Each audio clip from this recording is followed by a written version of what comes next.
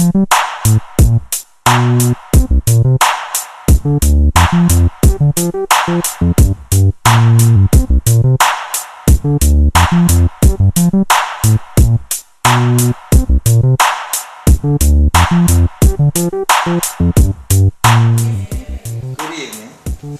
you believe in karma? I'm the charmer and shining on a black jack of hearts who made the sea karma. Margarine, brown cat, kilo jewels like Rama. And I'm like wine to African blood, us like farmers. Then you came with this energy, challenging the sun. And I think I have a player mismanaging his fun. We did it the first night, you keep stressing. A tough lesson. Somehow I feel you BS in your butt like Zola. Do I need payola to get airplay? Cause you tripping like a stroller. You push me away cause I'm the sun, you the Ola. Ice cream, I make you melt it, pull me over like a bowler. Your essence is effervescence like Coca-Cola. You bubbly, I know you lovely, a high roller. But you kill me from inside like Ebola. So when your cell rings, it's not my number on your Motorola.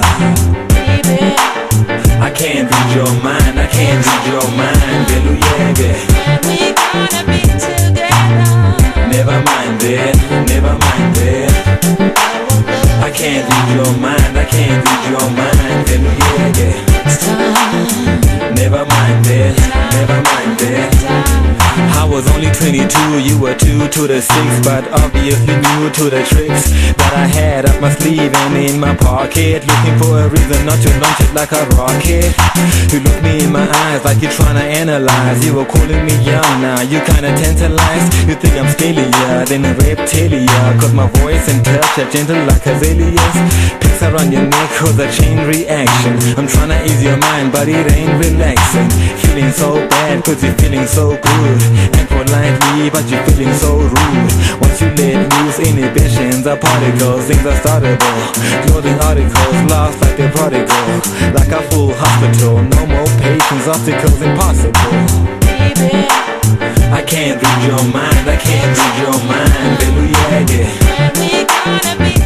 And after that there'll be a host. I'm just waiting for the queen to come. She said she's on the way, she's like downstairs please. Then I'll read you some bedtime stories. And the host is right here. Her name is Nelly. She'll be right with you. She'll run the program for you. Alright, thank you. Learn how I don't like going to clubs, I'm burnt out.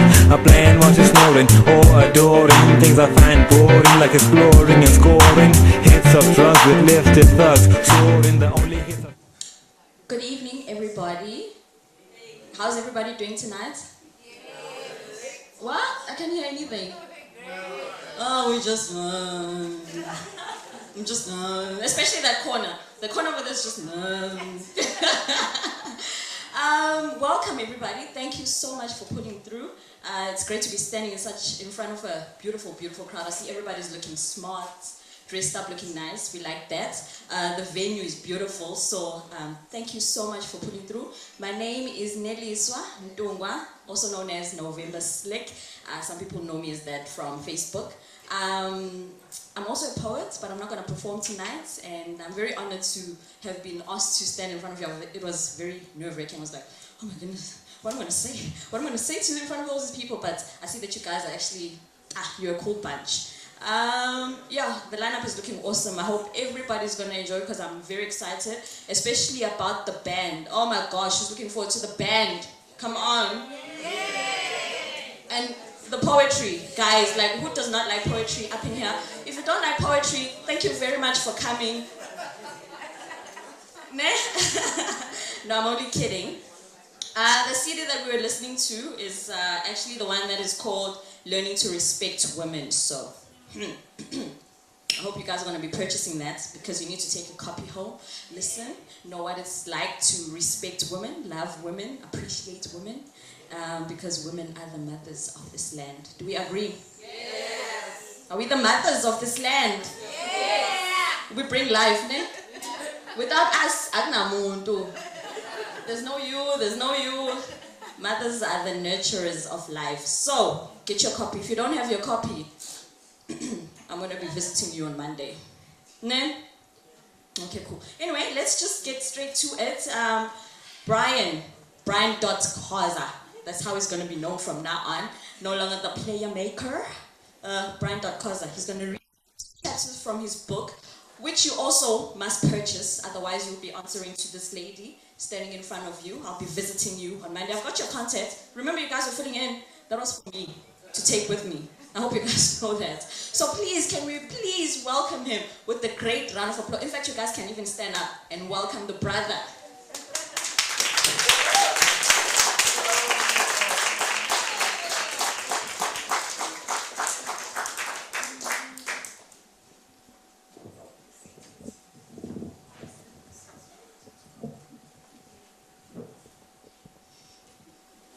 Hello.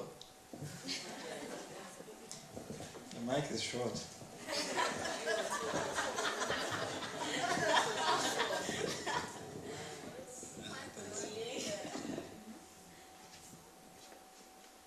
How is everybody?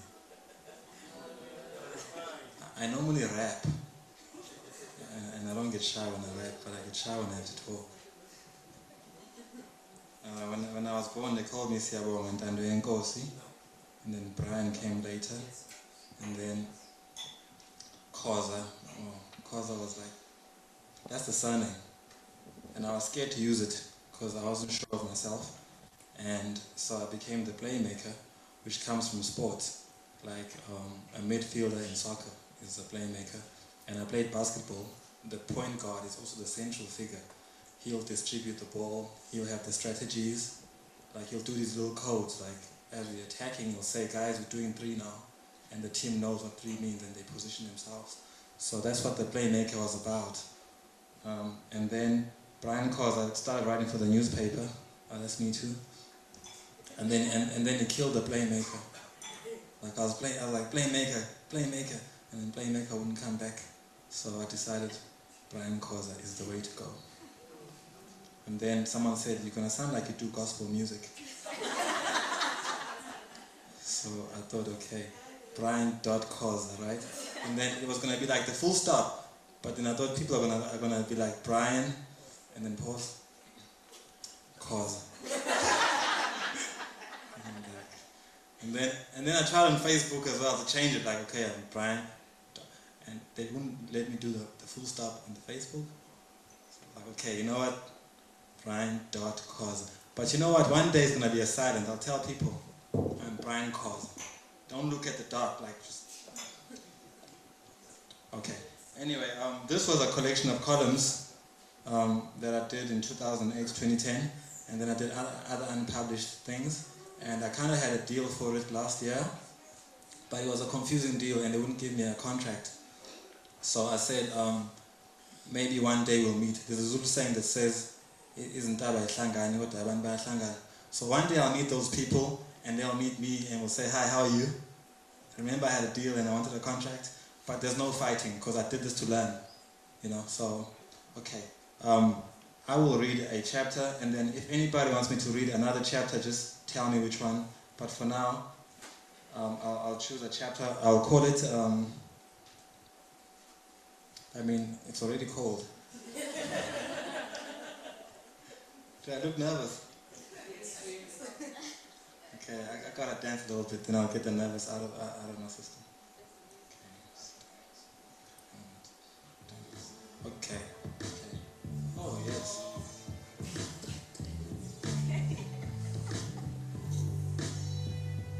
Okay, I like this one. It's called Right to Write. The right to write. I have a right to write. You know, like Steve Bieber has a thing called the Write What I Like. It shows why I keep writing for the newspaper and then stopping to write sometimes because people, you get in trouble for writing things. Writing to thousands and thousands of readers is becoming stressful for me, so I am thinking of stopping. As a writer with about 15 years experience of writing in various forms, I still get really nervous and sometimes want to explain everything I write over and over to avoid being misunderstood or offending people.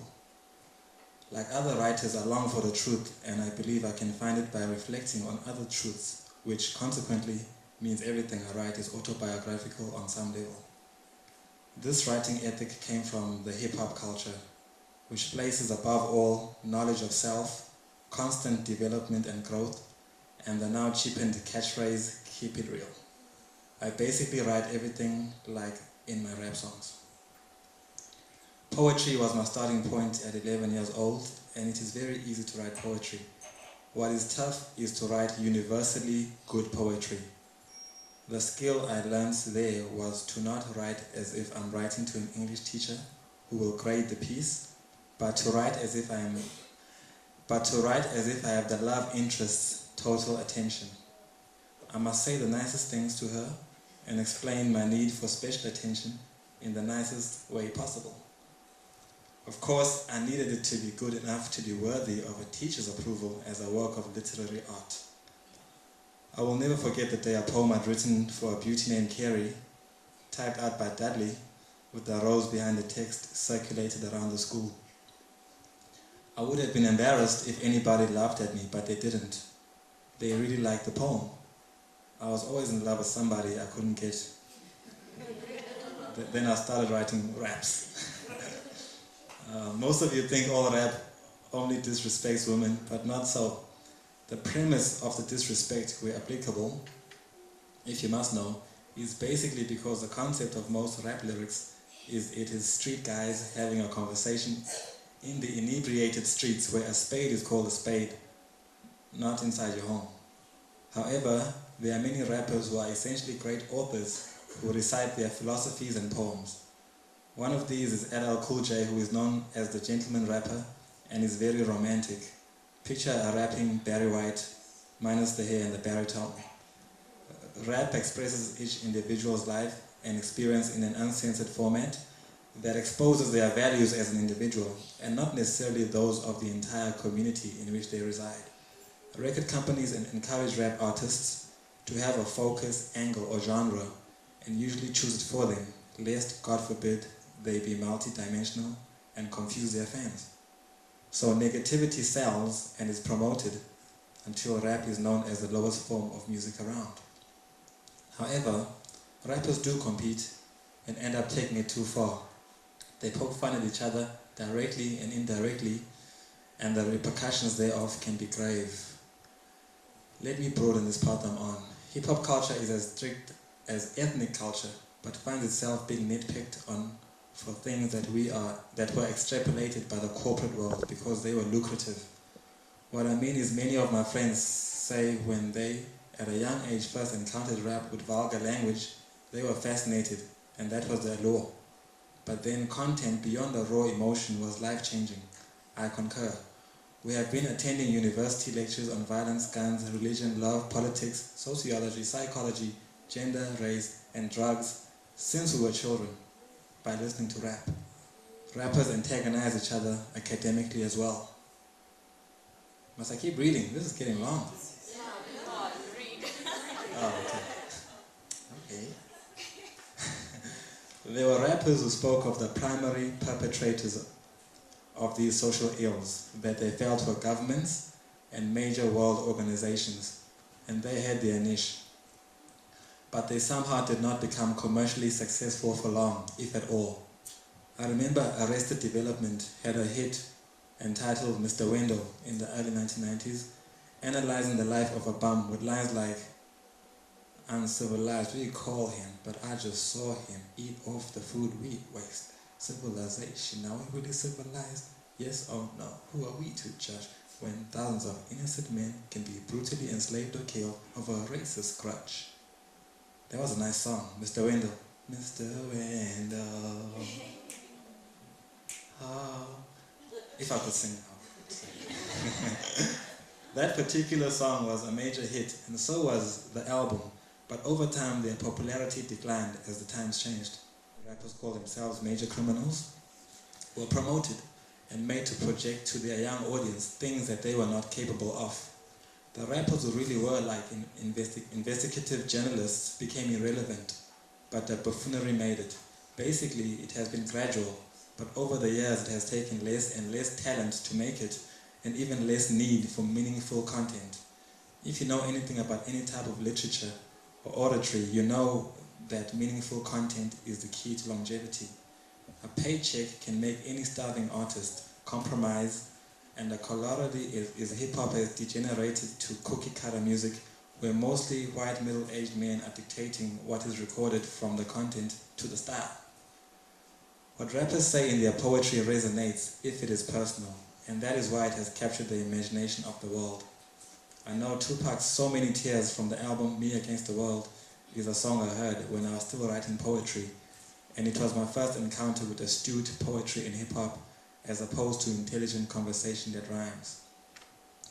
In one verse he says, "And though my soul was deleted, I couldn't see it. I had my mind full of demons trying to break free. They planted seeds and they hatched, sparking a flame inside my brain like a match. Such a dirty game. No memories, just a misery, painting a picture of my enemies killing me in my sleep." And then he really died. He used to talk a lot about death and feel like he's going to die, and he died. The time when people could say whatever they wanted to say in their music was ended by Tupac's violent death, while tangled in a war of words with numerous rappers over things they said in their music and what he had said in response. The concept of a subliminal insult became very important then. Subliminal, while literally meaning unintentional in the English language, takes a possibly corrupted meaning in hip-hop and tends to mean subtle. In politically robust South Africa, we are familiar with individuals saying things that are obviously targeted at individuals, but denying it as general rhetoric. This is what happened when also late rapper the Notorious B.I.G. that Tupac was visiting when he was first shot and robbed in November 1994, released a song called Who Shot Ya? Shortly thereafter. As much as he denied it was to Tupac, the response was one of the ugliest songs in hip-hop history by Tupac called Hit 'Em Up, where he chants, "Who shot me, but you punks didn't finish. Now you're about to feel the wrath of a menace." A few months after that song was released, Tupac, real name Tupac Shakur, died, and 6 months afterwards, the Notorious B.I.G., real name Christopher Wallace, died. Both murders have not been solved, and their deaths are considered the most important moment in hip-hop history, because it changed everything and put a major spotlight on the media's role in fueling conflict. For me, the gravity was that expressing myself in raps was construed to be a verbal attack on friends, and it brought our friendship and my rap career to a grinding halt, for I was dependent on the accuser's studio. Thankfully, both are back on track now. Truthfully, my friends were not the only people I had conflict with, but expressing conflict, childish boy stuff, with others hit home because of things they had done, childish girl stuff. The lesson learned is to strengthen friendship to an extent that it cannot be affected by me telling my life story in song. If I'm expressing something unpleasant that happened to me, remember that I actually have interactions with many people in my life. I could be talking about anything that happened in any of the 365 days in the 30 years I've been living. All is recorded in order to understand and hopefully educate about the experience. If it is about you, not confronting you first may be cowardice. But if your name is not said, consider it freedom of speech on my part.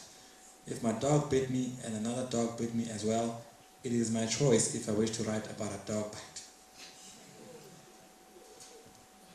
And then I write blogs about rap music industry. I'm trying to build and grow in Pietermaritzburg in what I call the Journal of PNB Rap, also known as the Playmaka emails.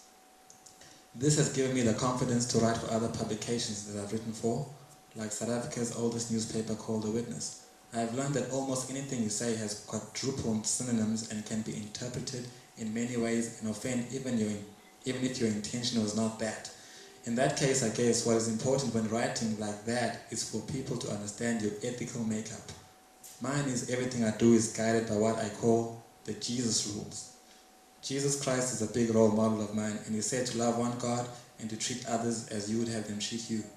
The latter rule is universally known as the golden rule, but an academic I know calls it ethical reciprocity. That said, whatever one says today could be redundant tomorrow in terms of describing the individual author. As long as we're growing and develop, we should not be the prisoner of our opinions or ideas. They are allowed to change, and in fact sometimes they change as soon as they are expressed. The key for those that ingest the words is to dilute the information with their life experiences of the past, present and future, and use it if it is applicable. Otherwise, why not just be entertained by the craziness that goes on in another mind? To wrap this up, I am going to quote some words my mother said to me at a low point in my life. Whatever bad things they say about you, grow from it if you feel the shoe fits. If you are paranoid, it also might help to treat people nicer, because they may write about you one day. In the meantime, let the writer write.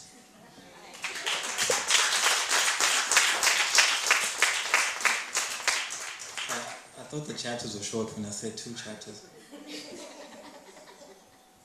So I will now have everybody ask me questions if you have questions. By the way, what do you think of questions? Just gotta raise your hand. The learning to respect women thing, I call it player poetry. It's songs I wrote over 10 years ago, and not all of them are respectful. It shows a journey. Like you're in love in one song, and in the next song you got your heart broken, so you're like a womanizer, and then in the next song you meet somebody that you really like, and then they reject you, and then you go back to being bad again, and you become good again, and become bad again, and it's that kind of journey, where at the end of it, okay, maybe I can be friends with girls, you know, not just try and get fresh every time. So it's mostly, my target is young men. I want them to listen to the stuff, and they're going to enjoy the songs where what's the word? I'm negative, and then they'll still find the songs that make meaning, to say, well, okay, sometimes you can actually have meaningful lessons from people, you know. So yeah, it's complicated. Yeah. Okay. Just did I tell you guys that? Okay. Oh, no questions. That's good. Oh yes.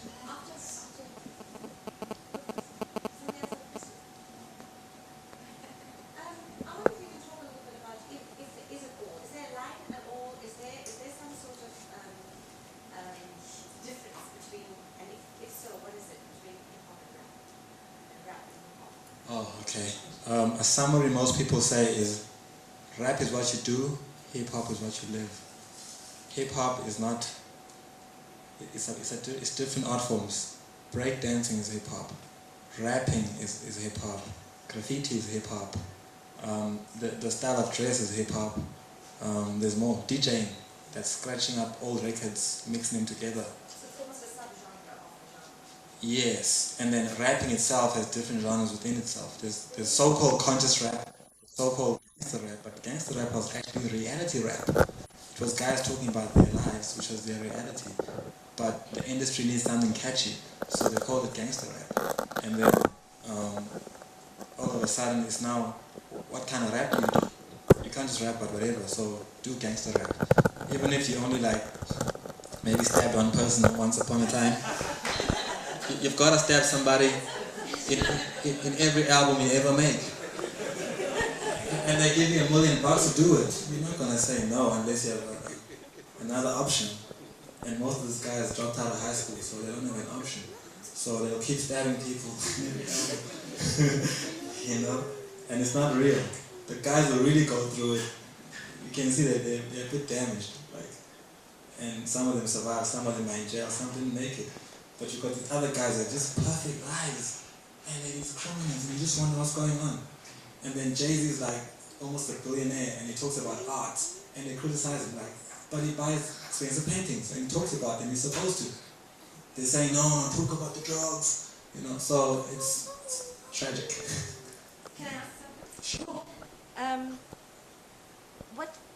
What can you say in terms of the development of hip-hop in South Africa and its relationship to language, and the language in which hip-hop can be, or languages in which hip-hop can be expressed in, on one hand, and then also on the other, maybe a third, I suppose, but you can answer them together. The relationship between hip-hop and live music, in other words, that whole idea of the death of auto-tune. Yeah. Well, the development, it's complicated. You see, South Africa doesn't have, I had a conversation, a blessed conversation with Ray Phiri. Ray Phiri said after apartheid, South Africa doesn't have a music industry. There's a recording industry. People record, and then they have to figure out what to do after recording. Whereas before, Stimel and them were touring, and that kept the music alive. Whatever style you did, as long as you have an audience, you go and tour.